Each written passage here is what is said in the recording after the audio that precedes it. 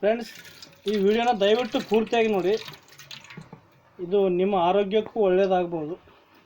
ಆಶೀರ್ವಾದ ಹಿಟ್ಟಲ್ಲಿ ಪ್ಲಾಸ್ಟಿಕ್ ಇದೆ ಅಂತೇಳಿ ಒಂದು ವಿಡಿಯೋ ಬಂದಿತ್ತು ನಮಗೆ. ಅದನ್ನು ಇವಾಗ ನಿಜ ಆದ ಕರೆ ಆದ ಸುಳ್ಳಾದ ಅಂತೇಳಿ ಚೆಕ್ ಮಾಡಕತ್ತೀವಿ. ನಿಧಾನ ಹಾಕ್.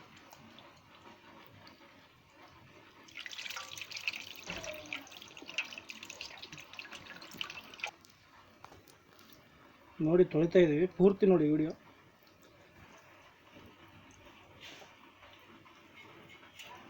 ಹಿಟ್ಟೆಲ್ಲ ನೀರು ಹೋಗ್ತಿದೆ. ಇದು ಒಂಥರ ರಬ್ಬರ್ ಥರ ಇದೆ. ಅದು ಈ ಥರದ್ದು ಹೊಟ್ಟೆ ಒಳಗಡೆ ಹೋಗ್ಬಿಟ್ರೆ ನಮ್ಮ ಆರೋಗ್ಯ ಏನು ಗತಿ ಆಗ್ಬೋದು. ಇದನ್ನು ನೋಡಿ ದಯವಿಟ್ಟು ಹಾಗೆ ಇರಬೇಡಿ. ಇನ್ನೊಬ್ರಿಗೆ ಕಳಿಸಿ. ಕನಿಷ್ಠ ಒಬ್ಬರು 10 ಜನಕ್ಕಾದರೂ ಕಳಿಸ್ರಿ. ನೋಡಿ,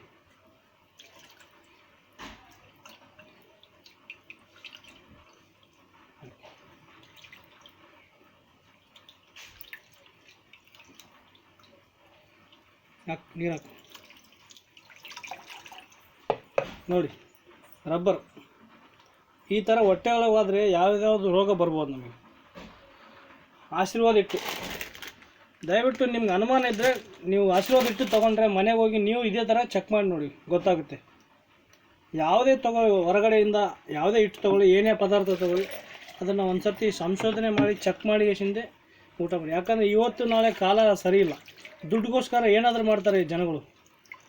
ದಯವಿಟ್ಟು ಈ ವಿಡಿಯೋನ ಪ್ರತಿಯೊಬ್ಬರಿಗೂ ಶೇರ್ ಮಾಡಿ.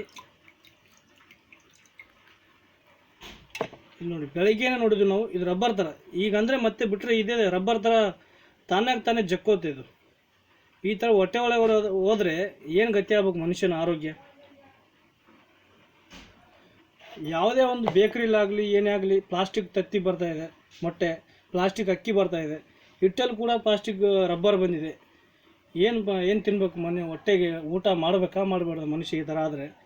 ಯಾವುದು ನಂಬಬೇಕು, ಯಾವುದು ಬಿಡಬೇಕು? ದಯವಿಟ್ಟು ಈ ವಿಡಿಯೋನ ಪ್ರತಿಯೊಬ್ಬರಿಗೂ ಶೇರ್ ಮಾಡಿ. ಥ್ಯಾಂಕ್ ಯು, ಧನ್ಯವಾದ.